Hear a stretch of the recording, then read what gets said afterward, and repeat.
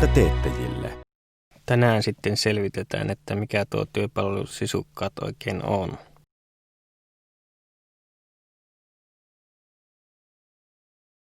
Aletaan nyt näkökulma työntekijän kannalta.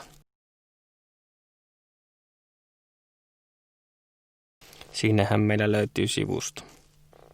No niin, nyt ollaan sisällä. Ollaan tässä uuden käyttäjän roolissa. Painetaan täältä, että miten tämä toimii. Turvallinen, innovatiivinen ja käyttäjäystävällinen alusta työnteettäjille ja työntekijöille. Nyt koska ollaan hakemassa töitä, niin mennään tänne työntekijöiden osioon. Olit sitten opiskelija, sivutyötä kaipaava, työtön, freelancer, kevytyrittäjä, elinkeinonharjoittaja tai yrittäjä. Sisukkaat tarjoaa sinulle valmiin alustan toteuttamaan itseäsi. Sisukkaat tarjoaa turvallisen, yksityisen ja hallitun ympäristön, jolloin voit keskittyä tarjoamaan niitä töitä, mistä tykkäät eniten.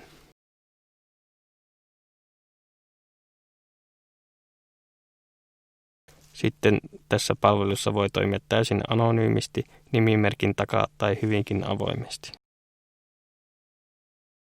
Jos haluat toimia anonyymisti, henkilöllisyytesi on tiedossa vain sisukkaat palvelulla ja työsi tilaajilla. Ja ulospäin näkyy vain profiilikuvasi ja nimimerkkisi. Ja profiilikuvaahan ei tarvitse välttämättä olla valokuva. Se voi olla myös logo tai muuta sellaista. Vaihtoehtoisesti voit lisätä julkiseen profiilisi kaikki haluamasi taidot, referenssit ja tutkintotodistukset. Eli voit luoda CV-profiilisi. Näkyvyyden kannaltahan on aina paras, että on mahdollisimman avoin profiili siellä näkyvissä. Mainonnan ja markkinoinnin näkökulmasta ajatellen. Mutta sitten jos vaikka on sellainen tilanne, että haluaisi sivutöikseen tehdä jotain juttua, mutta tietää, että työnantaja suhtautuu siihen negatiivisesti. Silloin voisi toimia anonyymisti ja jos nyt ajatellaan, että voiko työnantaja rajoittaa työntekijän sivutoimista työskentelyä. Lähtökohtaisesti työntekijällä on oikeus harjoittaa vapaa-aikanaan toista työtä.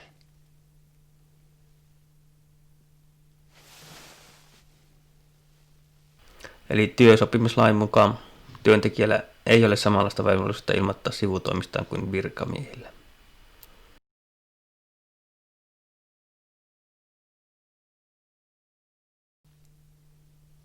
Lähtökohtaisesti työntekijällä on oikeus harjoittaa vapaa-aikanaan toista työtä, eli joko verokortilla tai jos on yrittäjä, niin sivutoimisesti.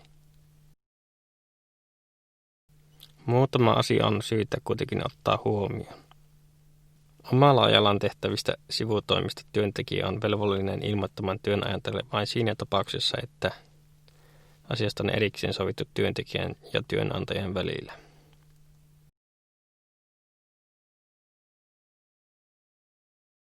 Työsopimuslaki kieltää työntekijää työsuhteen kesteessä harjoittamasta sellaista toimintaa, joka työn luonteen ja työntekijän aseman huomioon ottaen voisi vahingoittaa työnantajaa, esimerkiksi kilpailevaa toimintaa ja sen valmistelua. Kilpailevan toiminnan kieltoa työsuhteen aikana arvioidaan aina tapauskohtaisesti.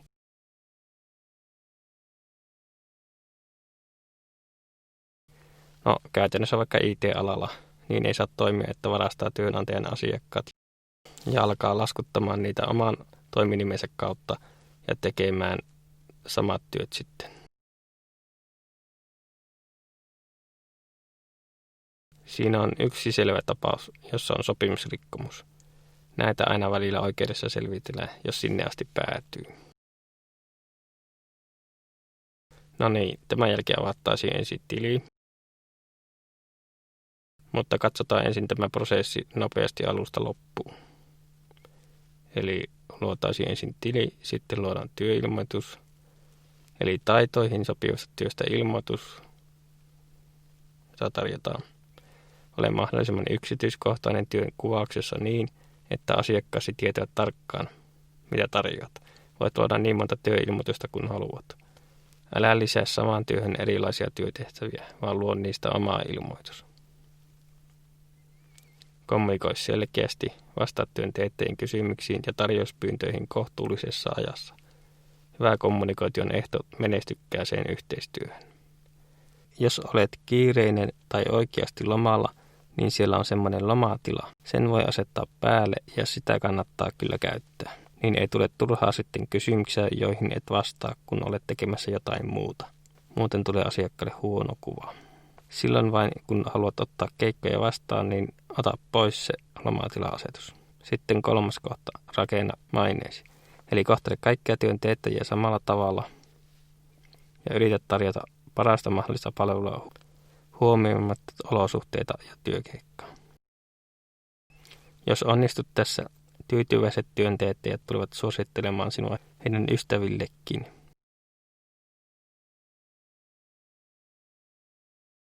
Luodaan nyt se tili. Ja voitaisiin yhdistää myös Facebookilla, Googlella tai Twitterillä.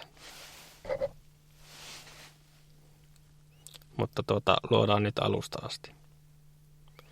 Kirjoitetaan tänne käyttäjänimi ensin.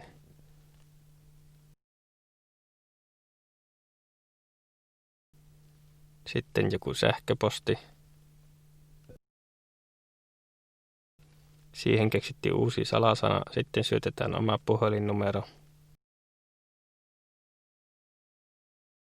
Tuohon pitää sitten laittaa oikea puhelinnumero, koska se vahvistetaan sitten myöhemmin. Ja saat siitä sitten tekstiviestin, jolla sinä aktivoit sen tiliin. Tähän laitetaan sitten yrityksen nimi, jos toimit yrittäjänä tai kevytyrittäjänä. Jos toimit kevytyrittäjänä, niin tähän voi laittaa sitten vaikka laskutusukko.fi. Eli kevytyrittäjänkin pitää tähän jotain laittaa, että saadaan eroteltua, että ketkä toimivat verokortilla ja ketkä ovat yrittäjiä. Sitten klikataan en ole robotti ja valitaan täältä vuoria ja kukkuloita.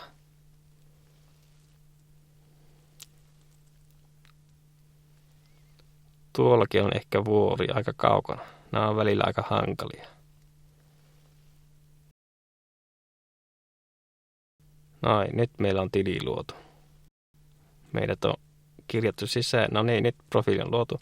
Voitaisiin luoda saman tien ensimmäinen työ. Käydään ensin täydentämässä profiilia. Eli täältä profiili kautta julkinen profiili.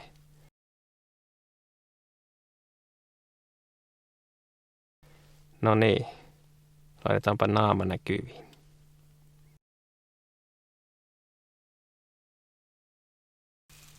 Sitten tänne voi laittaa myös taustakuvaa.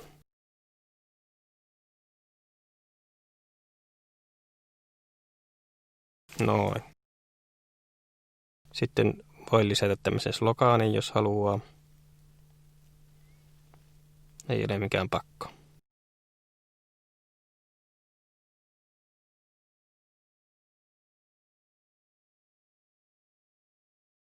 Voidaan joku kuvaus laatia.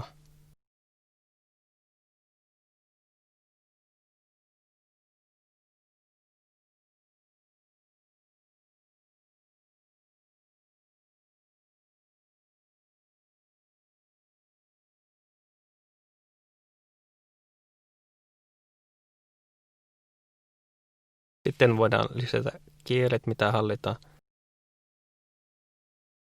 Laitetaan ensin suomi, pätevyys äidinkieli.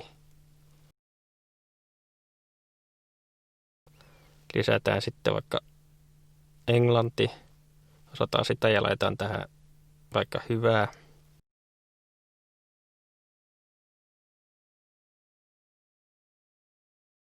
Ja sitten 3.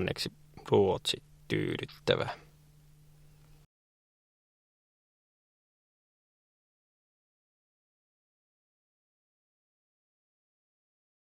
Noin.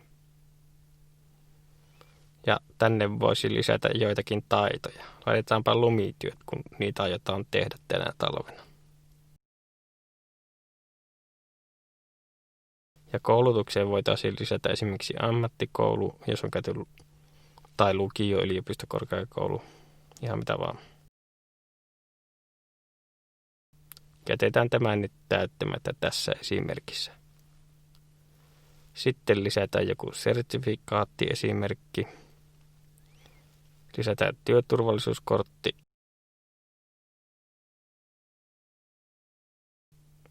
Alkaen 2016 nyt lukee.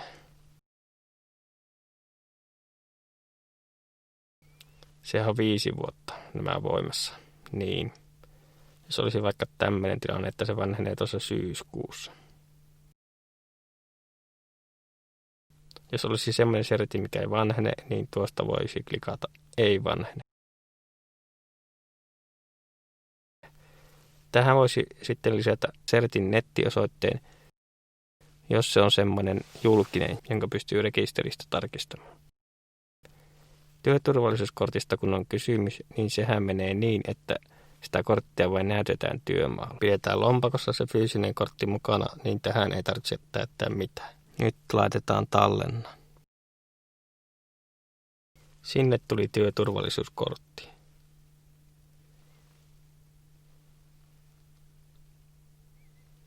No niin, seuraavana sitten luodaan se työ.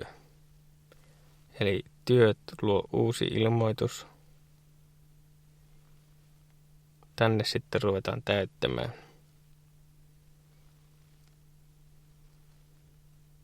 Otsikko.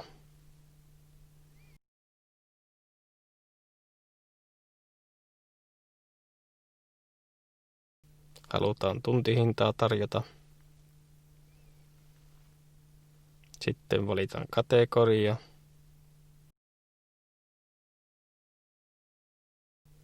Se menee tuonne kiinteistöhuollon alle.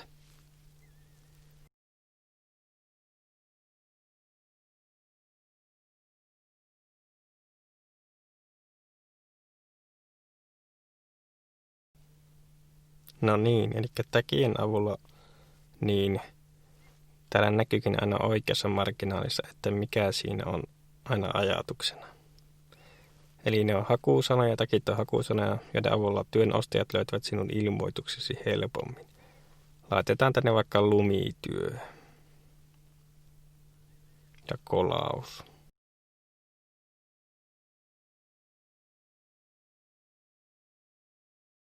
Sitten mennään seuraavaan kohtaan.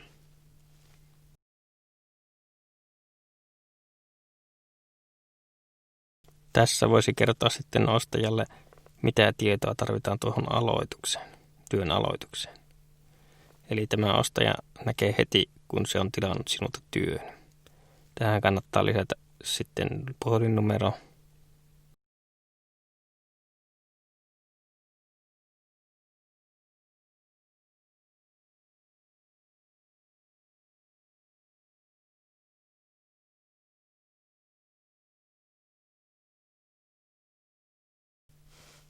Tässä sisukkaiden alustassa on myös oma chattimoduuli.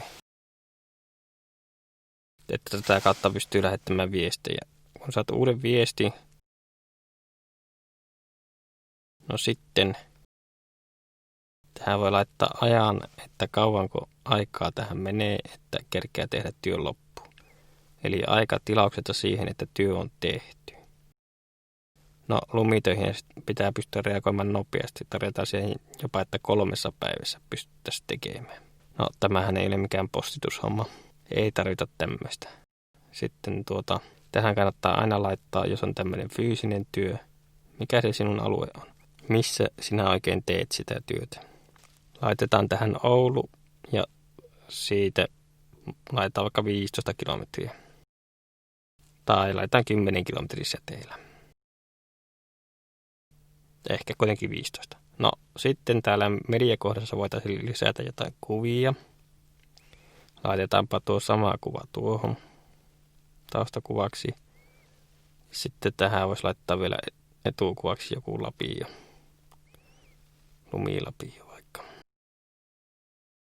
Lisätäänpä tähän tämmönen töissä kuva. Ja sitten jos olisi joku video, niin semmoisenkin voisi lisätä. Eli videolinkki. No sitten tämä ei koske tämmöistä perusilmoitusta, nämä ekstra työt.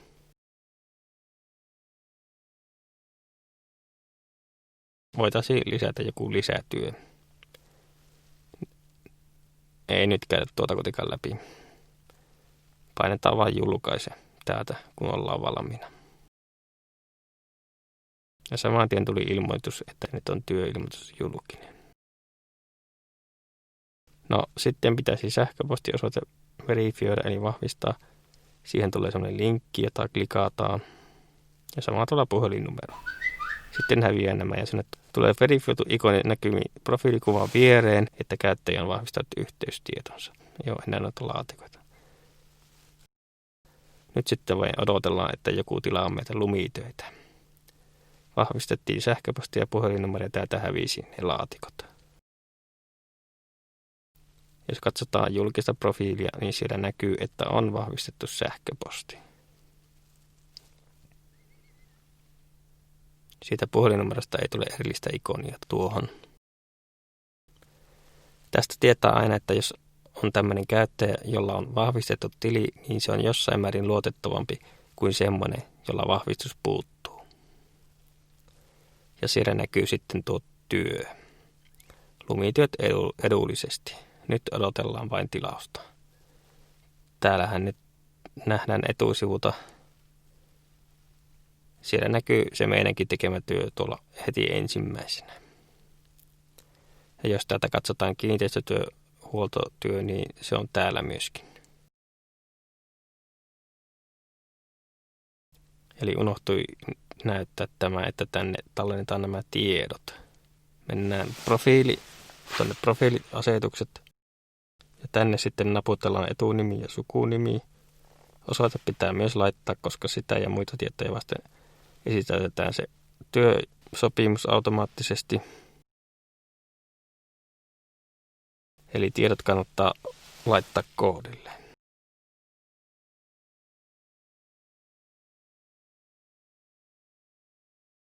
Sitten odotellaan tilausta.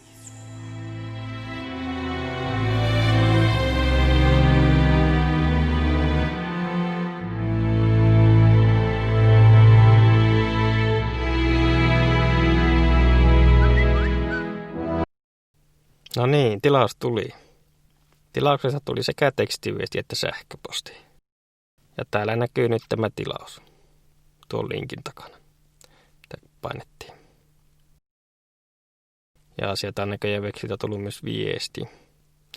Vastataan siihen. Eli Veksi on tilannut lumityöt. Ja hän voi soittaa myös minulle. Tuossa näkyy tuon mun yhteystiedot. Sisukkat lupasi toimittaa sen esitäytetyn työsopimuksen. No niin, lähetetäänpä viesti. Oho, Veksi jälleen vastasi nopeasti. Käydään vielä täyttämässä tilinumeroasetuksia valmiiksi. Koska se esitäytetään sieltä sinne työsopimukseen. Sisukkaiden ylläpitokin toisinaan lisää tilinumeron, jos asiakkaalla on ongelmia löytää oikea kohta. Ja ensin piti tuo tilihaltijan nimi laittaa siihen. Ja nyt tilinumero. Noin, nyt se on tallennettu. No niin, nyt sisukkaat on lähettänyt sähköpostilla työsopimuksen. Ja tänne on esitelty työnantajan ja työntekijän nimet, osoitteet ja puhelinnumerot. Ja työnantajan henkilötunnusta tarvitaan, että saadaan suomi.fi-valtuutus, että voidaan käyttää verohallinnon palkka.fi palkanlaskentaohjelmaa asiakkaan puolesta. Ja työnantaja saa sitten sen suomi.fi-valtuutuspyynnön, joka pitää hyväksyä suomi.fiin kautta. No niin, tämä on tämmöinen keikkatyö. Eli maanantaina Miksu tulisi tekemään ne lumityöt.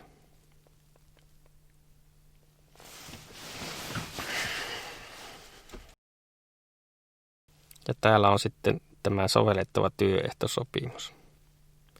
Jos alalla on yleissitova tai yleisesti käytössä oleva TES, niin sitä käytetään. Tässä on kiinteistöpalvelualan työntekijöitä koskeva työehtosopimus. Ja siellä on valmiiksi myös tilinumero oikeassa kentässä. Ja tämä voitaisiin allekirjoittaa tästä koneelta suoraan. Ensin Veikko on täydentänyt tämän ja Miksulla on jo käytössä työnantajalta saatu kopio. Näin Veikko allekirjoitti nyt leikisti. Nyt on sitten Mikon vuoro allekirjoittaa.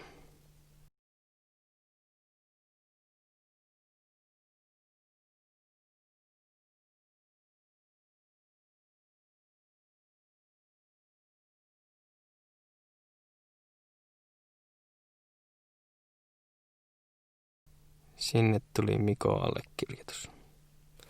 Nyt on molempia allekirjoitukset siellä kohdilla ja sopimus on valmis. Tai sitten Mikko päätti, että se allekirjoittaa suoraan siellä kentällä puhelimen kautta. Tämäkin on mahdollista.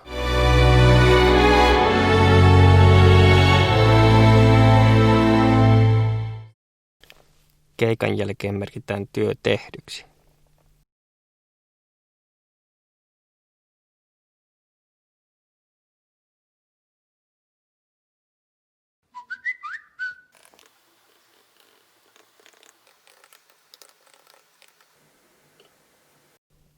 Keikan jälkeen molemmat siis arvioivat toisensa. Tämä ei ole pakollista, mutta suositeltavaa.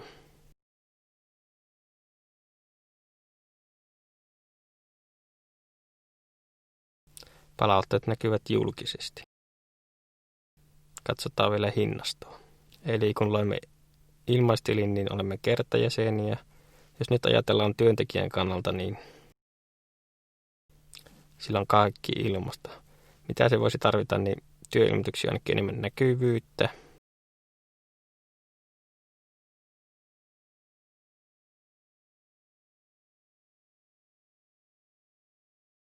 Se voi nostaa niiden näkyvyyttä ihan kärkeen, joko alakategorissa 7 päiväksi, se on kaikista edullisin hinta, tai sitten tuonne ylempään kategoriaan, tai sitten ihan etusivulle.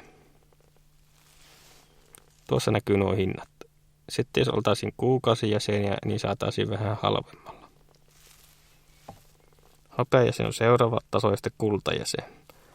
Silloin saisi pitää listan kärjissä kaikki omat työnsä. Aina. Sitten voitaisiin tehdä henkilöllisyyden verifiointi, jolla me saataisiin lisää luottamusta työn ostajilta meitä kohtaan. Ikoni kertoo onnistuneesta verifioinnista. Eli siellä näkyy sitten sähköposti-ikonin vieressä tämmöinen ikoni, niin kuin tässä on.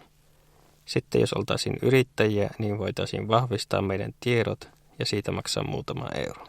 Tästä saa merkinnä julkiseen profiiliin, että tiedot on vahvistettu. Ja tosiaan meillä työn jälkeen sitten palkkalaskelma ja työtodistus sisältyy ilmaiseksi tilaukseen. Ja se tarvittaessa sitten toimitaan ilman arviointia tai arvioinnin kanssa. Työntekijä saataan päättää. Henkilöllisen verifiointi eli vahvistaminen. Ikoni kertoo onnistuneesta verifioinnista. Eli siinä näkyy sitten sähköposti-ikonin vieressä tämmöinen ikoni, niin kuin tässä on. Sitten jos oltaisiin yrittäjä, niin voitaisiin vahvistaa meidän tiedot ja siitä maksaa muutama euro. Tästä saa merkinnän julkiseen profiiliin, että tiedot on vahvistettu. Henkilöllisyyden verifiointi eli vahvistaminen lisää luottamusta. Ihan hyödyllinen. Kannattaa harkita. Luottotiedot voi tarkistaa hyvästä syystä. Toisen luottotiedot siis. Jos haluat vahvistaa omat luottotietosi, niin sisukkaat voi tehdä myös sen. Tämä lisää luottamusta. No sitten jos Miksu epäilee, että on tehnyt hienon kuvauksen, mutta kirjoitustaito ei ole omaa valttikortti, niin voi tilata työtehtävän oikein kirjoituksen ja kieliopin tarkistuksen. Ja sitten jos haluaa tyylikkään kuvan, niin senkin voi tilata maksamalla vaivaisesti euro ja 25 senttiä.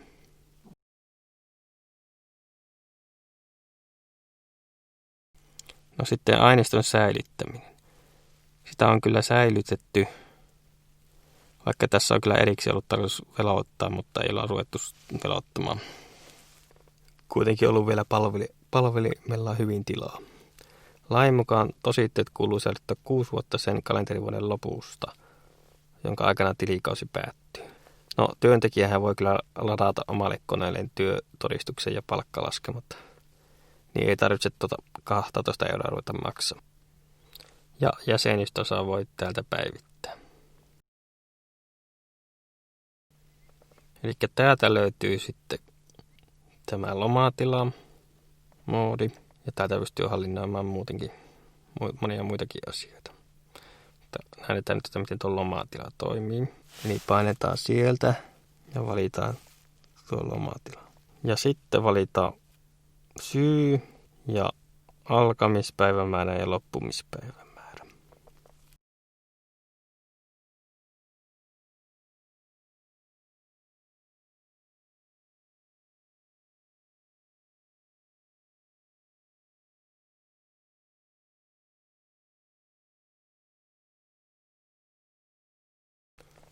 No, täältä pystyy sitten myös asettamaan suositelluksi näitä töitä.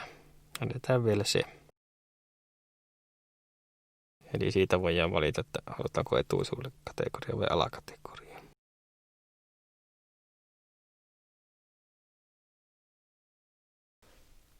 Ensi jaksossa käydään sitten läpi työpalvelusisukkat työn ostajan kannalta.